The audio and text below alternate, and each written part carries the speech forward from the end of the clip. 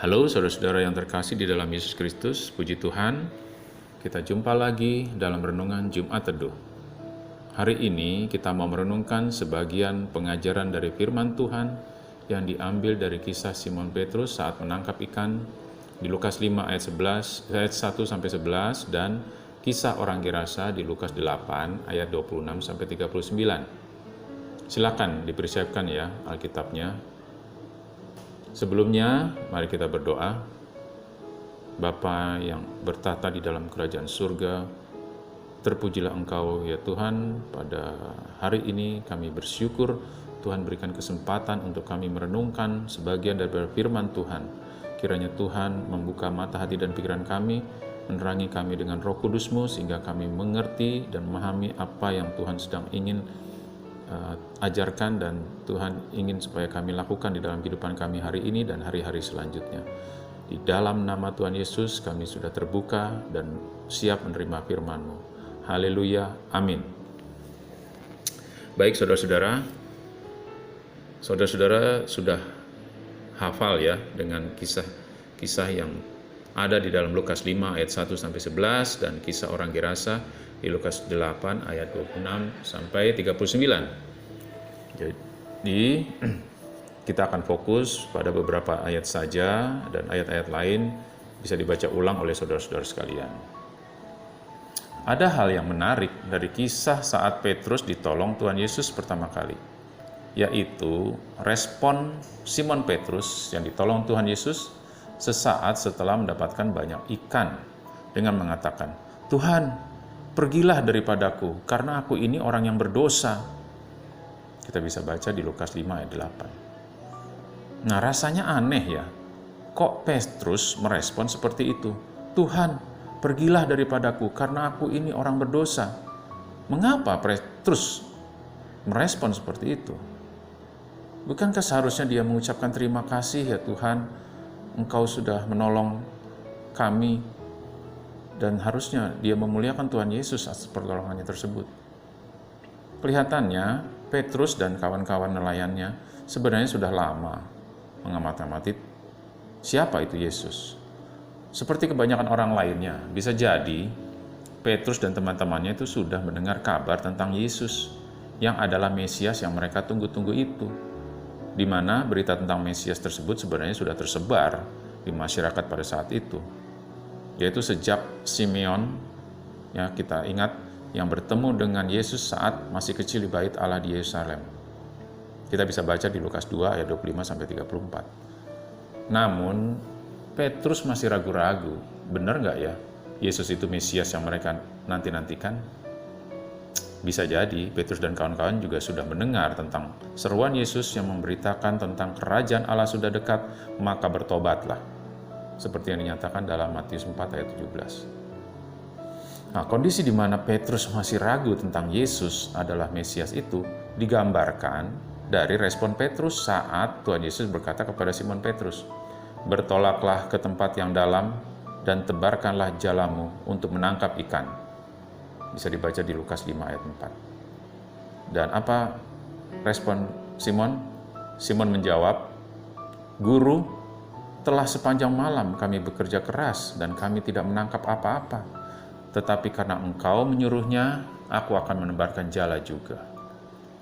Nah, kata-kata guru yang disebutkan oleh Simon Petrus ini menggambarkan bahwa Petrus masih menganggap Yesus hanya sekedar manusia biasa, seorang pengajar, bukan Mesias.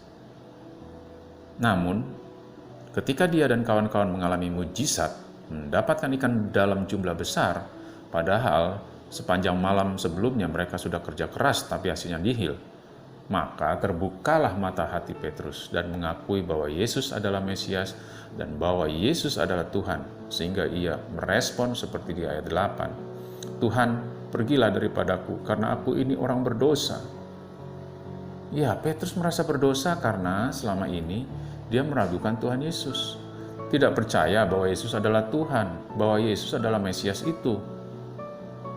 Seperti yang kemudian dinyatakan Petrus di Lukas 9 ayat 20, ketika Yesus bertanya kepada mereka, "Menurut kamu, siapakah aku ini?" Jawab Petrus, "Mesias dari Allah." Nah, selanjutnya kita tahu Simon Petrus, Andreas, Yakobus, Yohanes, kemudian diajak mengikuti Yesus dan mereka ikut tanpa pikir panjang. Kenapa? Karena mereka mengalami pertolongan Tuhan yang luar biasa. Mereka mendapatkan solusi dari permasalahan hidup mereka sehari-hari, dari kehidupan mereka yang berat sebagai nelayan untuk mencari ikan, dan mereka mendapatkan solusinya ketika mengalami hidup bersama Yesus. Nah, pelajaran apa yang bisa kita ambil dari kisah Petrus ini? Saat zaman sekarang ini, kita tahu bahwa dengan berkembangnya teknologi yang demikian pesat, kabar tentang Tuhan Yesus itu sudah tersebar kemana-mana. Kabar tentang Injil sudah banyak didengar oleh orang-orang yang belum percaya. Ya, bisa didengar secara langsung atau tidak langsung lewat media sosial salah satunya. Mereka pasti sedang terus mengamati, benarkah Yesus itu Tuhan? Karena itu marilah kita terus doakan supaya mereka yang belum percaya Tuhan Yesus mengalami perjumpaan dengan Tuhan Yesus secara pribadi ketika mereka mengalami masalah di dalam hidup mereka. Atau bila kita diberi kesempatan oleh pimpinan Roh Kudus, kita harus selalu siap bersaksi menyampaikan tentang pribadi Tuhan Yesus bila mereka bertanya. Dan penekanannya adalah bukan tentang agama Kristen ya, tetapi tentang pribadinya. Oke? Mari kita lanjutkan lagi.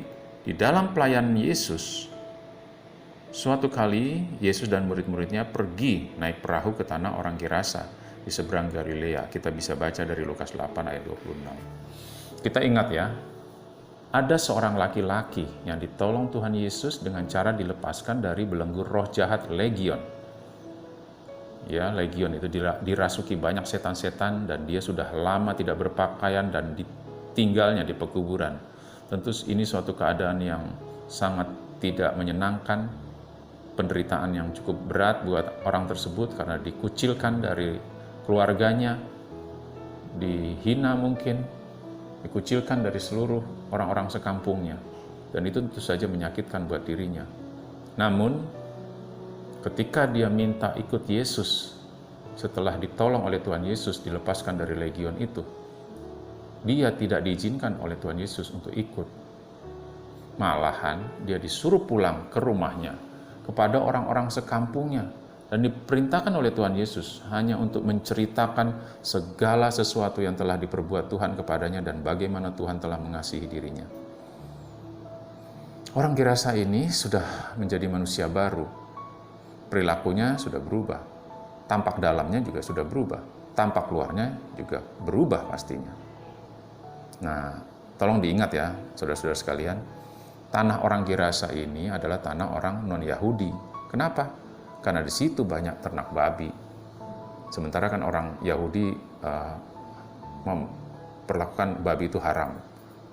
Nah, jadi tentu kehidupan dan cara ibadahnya orang Gerasa ini pasti berbeda dengan orang-orang Yahudi. Nah, cukup aneh ya, kok terhadap Simon Petrus, Andreas, Yakobus, dan Yohanes, Tuhan Yesus mengajak mereka ikut Tuhan Yesus. Tapi orang Gerasa ini yang mau ikut Tuhan Yesus tidak diizinkan oleh Tuhan Yesus. Malah disuruh balik ke keluarganya dan ke orang-orang sekampungnya. Kembali ke dalam kehidupan sehari-harinya. Hanya untuk menceritakan apa yang Tuhan sudah lakukan buat dia, apa yang dia alami bersama Tuhan, dan pengalaman-pengalamannya bersama dengan Tuhan. Tuhan Yesus tidak mengajarkan kepadanya bagaimana cara berdoa, cara beribadah kepada Tuhan seperti yang dia lakukan tentunya kepada murid-muridnya ya. Semua terserah kepada si orang Gerasa tersebut. Jadi di sini kita melihat tidak ada perintah Tuhan Yesus untuk supaya orang Gerasa itu pergi ke bait Allah untuk belajar atau untuk ikut cara-caranya orang Yahudi dalam ibadahnya kepada Tuhan setelah ditolong Tuhan, atau juga mempersalahkan atau menuntut atau membalas perlakuan sebelumnya yang menyakitkan dari keluarganya atau orang-orang sekampungnya. Tidak ada sama sekali. Dan hanya penekanannya untuk balik ke kehidupannya sehari-hari untuk menceritakan pengalamannya bersama Tuhan. Jadi, kalau kita perhatikan dari kedua kisah ini, kita melihat bahwa Tuhan Yesus tidak memberitakan. Sekali lagi ya, tidak memberitakan atau mengajarkan tentang tata cara hidup agama Yahudi atau tata cara agama Kristen seperti zaman sekarang ini. Atau juga tidak memberi perintah untuk menjelekkan dewanya orang Gerasa atau agama mereka, yaitu agama non-Yahudi atau agama-agama non-Kristen seperti zaman saat ini. Tidak.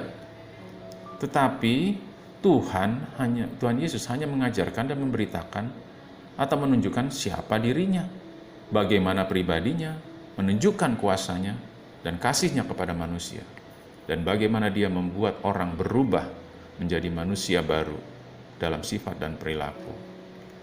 Jadi, marilah kita dalam kehidupan sehari-hari ini, kita yang sudah pernah ditolong Tuhan Yesus, diselamatkan dari api neraka, diberi jaminan hidup kekal, dapat bersaksi secara wajar dalam kehidupan sehari-hari tentang pribadinya Tuhan Yesus, ya, bukan tentang agama Kristen ya, dan tentang pengalaman-pengalaman kita bersama Tuhan Yesus, serta bagaimana Dia sudah mengubah kita menjadi manusia baru, tanpa harus menjelekkan atau membuli agama, atau kepercayaan, atau keyakinan, atau cara-cara ibadah kita yang dahulu, atau cara-cara ibadah orang lain, atau menjelekkan orang-orang yang sudah memperlakukan kita secara salah pada waktu lalu.